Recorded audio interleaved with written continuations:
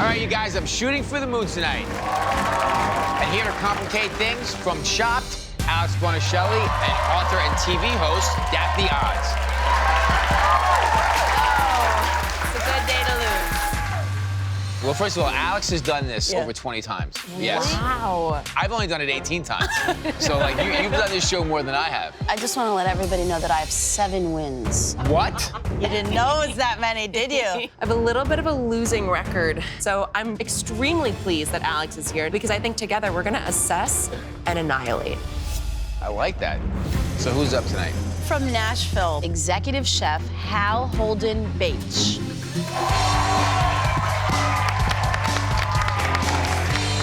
From New York City, say hello to Executive Chef Derek Orrell. He's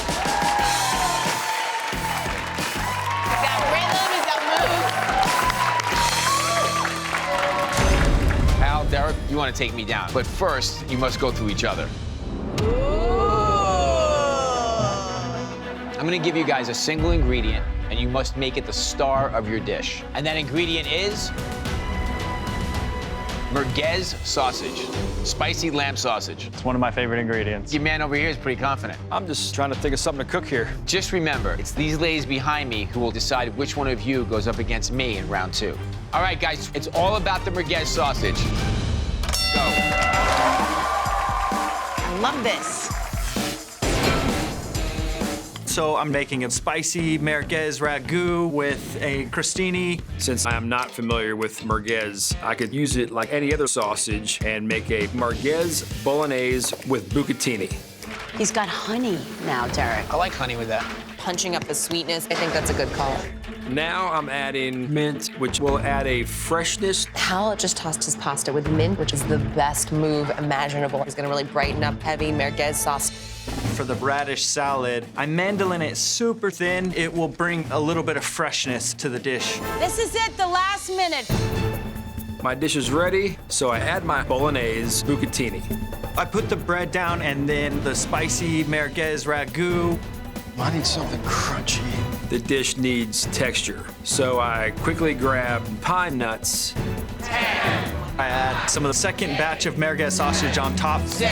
And then just a little bit of the radish salad. 3, 2, 1. Thank you. All right, chefs, it's all gonna come down to merguez sausage and what you did to make it the star of your plate. Derek, what did you make? So I made a merguez ragu on a crostini with radish salad. I like it. The combination of the bread, the tomato, and the sausage is so cohesive and good, but the radish for me feels a little froofy. So certain bites just taste a little less cohesive.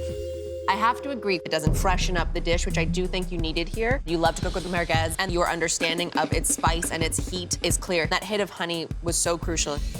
Hal, tell us what you made. I made a merguez lamb bolognese with bucatini. I like the mint a lot. One of the best ingredients to get the lammy out is mint. That said, you added mozzarella cheese and you added pine nuts, and all these rich ingredients come together and just say, I don't know who's boss.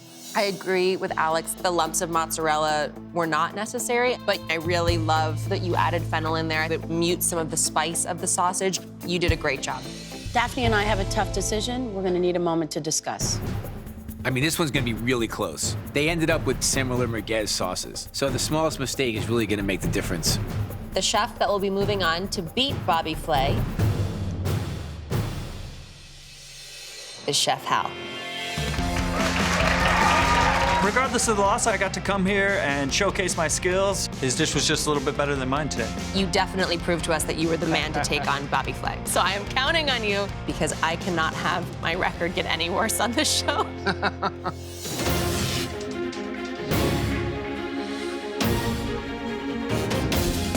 Oh, he's stretching out. Getting ready. You good, Hal? All right. What's your signature dish? My signature dish is Oysters Rockefeller. Ooh. Oh my What a great dish. I can't remember the last time I made Oysters Rockefeller. I know there's some spinach in there somewhere. To be fair, we're gonna bring in 3 industry experts for a blind taste test. 45 minutes on that clock. Your time starts now.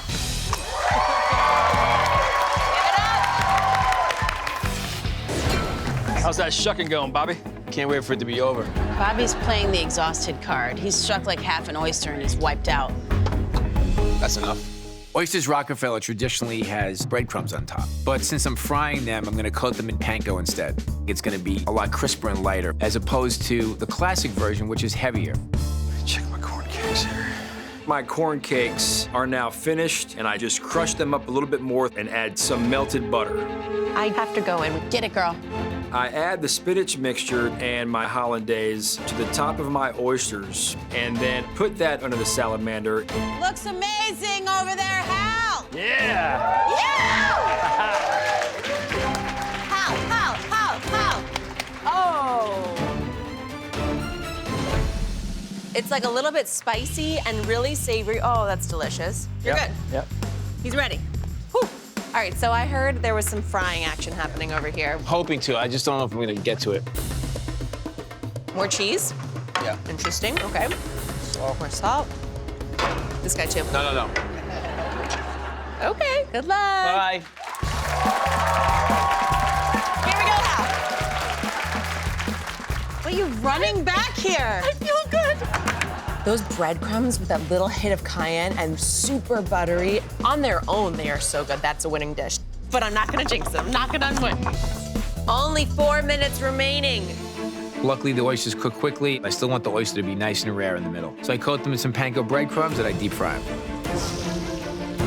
You think you're so cool frying those oysters? He's over there frying something. Bobby's about to go down.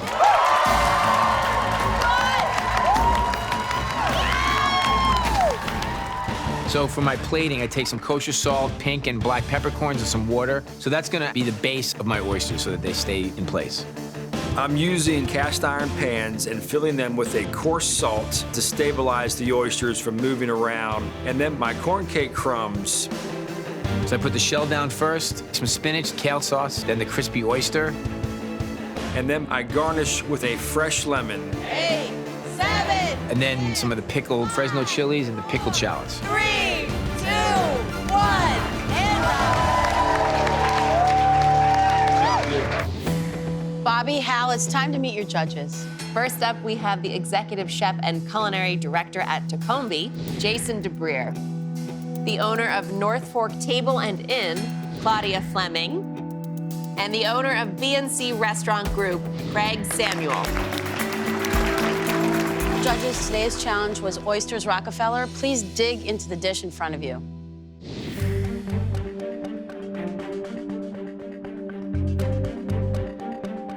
This looks like a classic Oysters Rockefeller to me. I really like the corn cake breadcrumbs, but the texture of the oysters and the smoked hollandaise are a little too similar.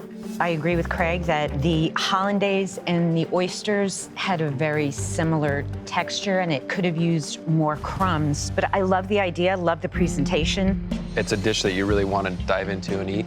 I really enjoyed the smokiness of the hollandaise. I actually wanted a little bit more smokiness. All right, judges, if you could please switch your plates.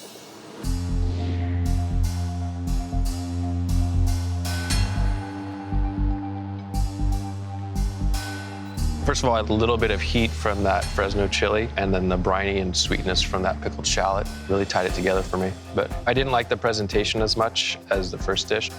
When I first looked at it and I saw that creamy kale and spinach, I thought, oh no. But it was so beautifully balanced and it just played off the crispiness of the oyster really, really well.